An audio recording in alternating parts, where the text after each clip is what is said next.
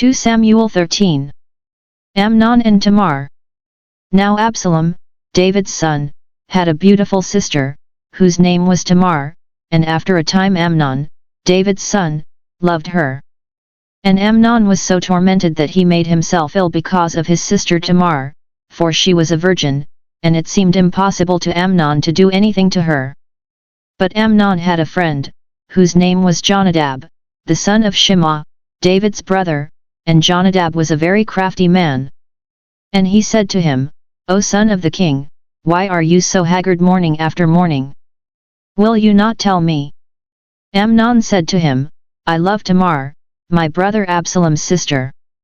Jonadab said to him, Lie down on your bed, and pretend to be ill, and when your father comes to see you, say to him, Let my sister Tamar come and give me bread to eat, and prepare the food in my sight, that I may see it, and eat it from her hand. So Amnon lay down, and pretended to be ill, and when the king came to see him, Amnon said to the king, Pray let my sister Tamar come and make a couple of cakes in my sight, that I may eat from her hand. Then David sent home to Tamar, saying, Go to your brother Amnon's house, and prepare food for him. So Tamar went to her brother Amnon's house, where he was lying down. And she took dough, and kneaded it, and made cakes in his sight, and baked the cakes. And she took the pan and emptied it out before him, but he refused to eat. And Amnon said, Send out every one from me. So every one went out from him. Then Amnon said to Tamar, Bring the food into the chamber, that I may eat from your hand. And Tamar took the cakes she had made, and brought them into the chamber to Amnon her brother. But when she brought them near him to eat, he took hold of her, and said to her, Come, lie with me, my sister.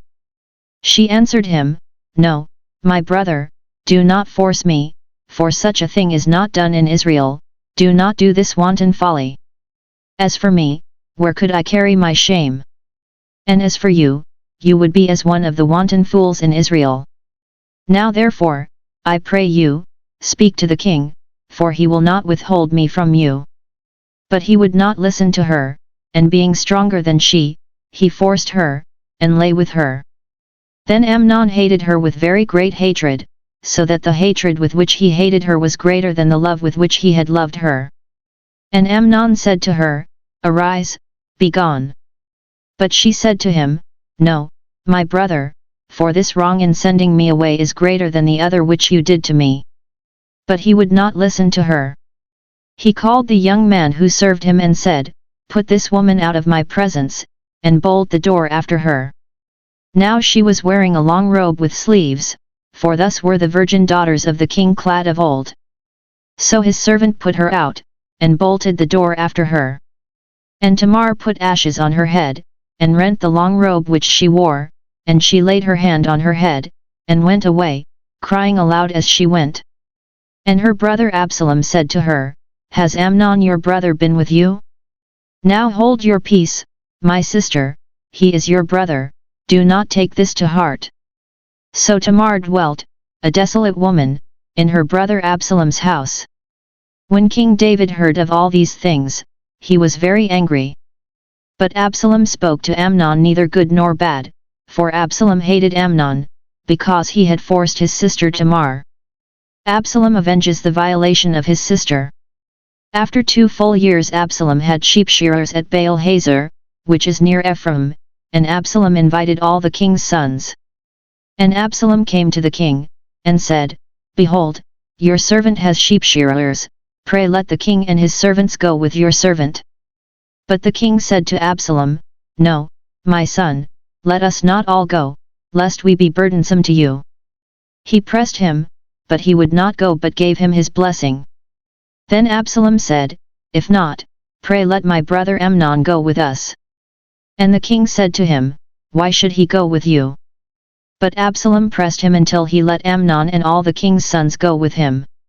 Then Absalom commanded his servants, Mark when Amnon's heart is merry with wine, and when I say to you, Strike Amnon, then kill him.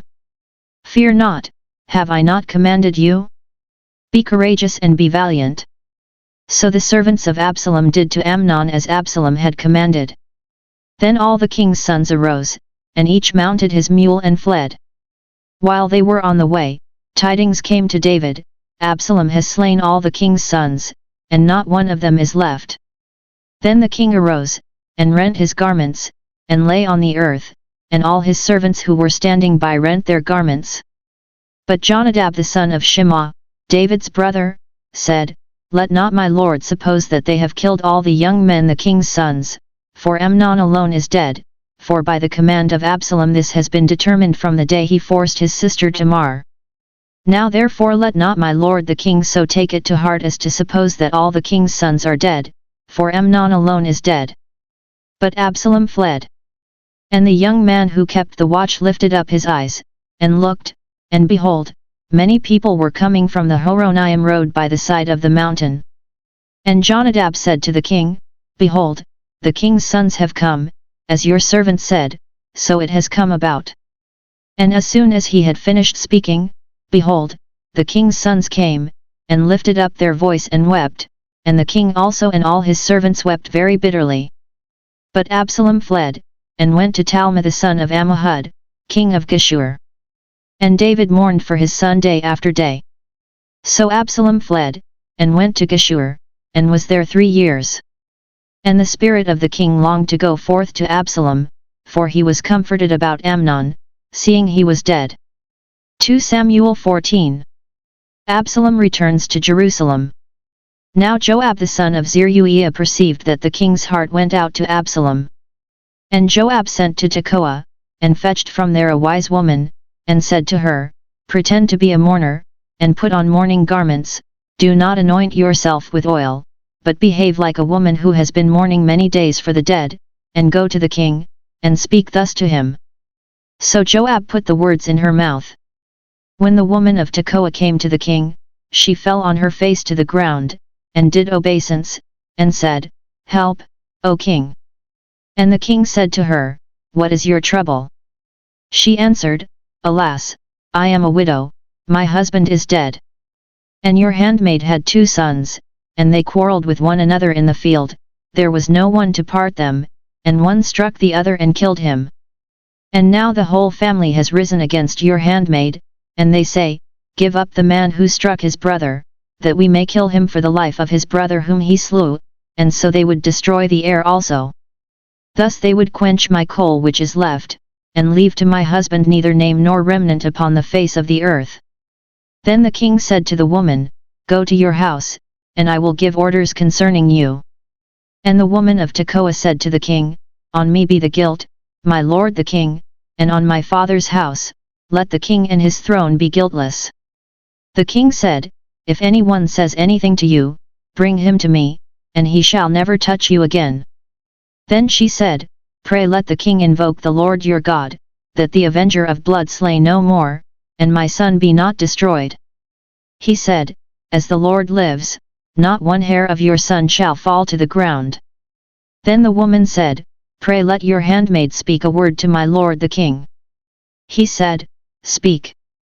And the woman said, Why then have you planned such a thing against the people of God?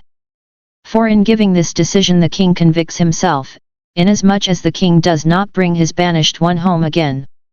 We must all die, we are like water spilled on the ground, which cannot be gathered up again, but God will not take away the life of him who devises a means not to keep his banished one an outcast. Now I have come to say this to my lord the king because the people have made me afraid, and your handmaid thought, I will speak to the king, it may be that the king will perform the request of his servant. For the king will hear, and deliver his servant from the hand of the man who would destroy me and my son together from the heritage of God. And your handmaid thought, the word of my lord the king will set me at rest, for my lord the king is like the angel of God to discern good and evil. The Lord your God be with you. Then the king answered the woman, Do not hide from me anything I ask you. And the woman said, Let my lord the king speak. The king said, Is the hand of Joab with you in all this? The woman answered and said, As surely as you live, my lord the king, one cannot turn to the right hand or to the left from anything that my lord the king has said. It was your servant Joab who bade me, it was he who put all these words in the mouth of your handmaid. In order to change the course of affairs your servant Joab did this. But my Lord has wisdom like the wisdom of the angel of God to know all things that are on the earth. Then the king said to Joab, Behold now, I grant this, go, bring back the young man Absalom. And Joab fell on his face to the ground, and did obeisance, and blessed the king, and Joab said, Today your servant knows that I have found favor in your sight, my lord the king, in that the king has granted the request of his servant. So Joab arose and went to Geshur, and brought Absalom to Jerusalem. And the king said, Let him dwell apart in his own house, he is not to come into my presence. So Absalom dwelt apart in his own house, and did not come into the king's presence. David forgives Absalom. Now in all Israel there was no one so much to be praised for his beauty as Absalom, from the sole of his foot to the crown of his head there was no blemish in him. And when he cut the hair of his head, for at the end of every year he used to cut it, when it was heavy on him, he cut it, he weighed the hair of his head, 200 shekels by the king's weight. There were born to Absalom 3 sons, and 1 daughter whose name was Tamar, she was a beautiful woman. So Absalom dwelt 2 full years in Jerusalem, without coming into the king's presence. Then Absalom sent for Joab, to send him to the king, but Joab would not come to him. And he sent a second time, but Joab would not come.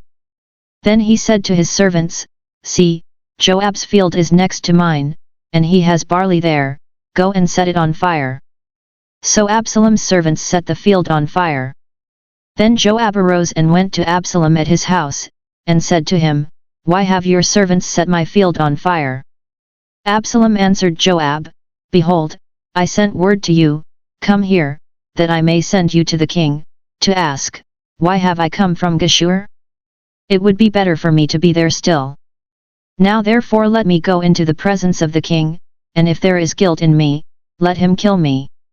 Then Joab went to the king, and told him, and he summoned Absalom. So he came to the king, and bowed himself on his face to the ground before the king, and the king kissed Absalom.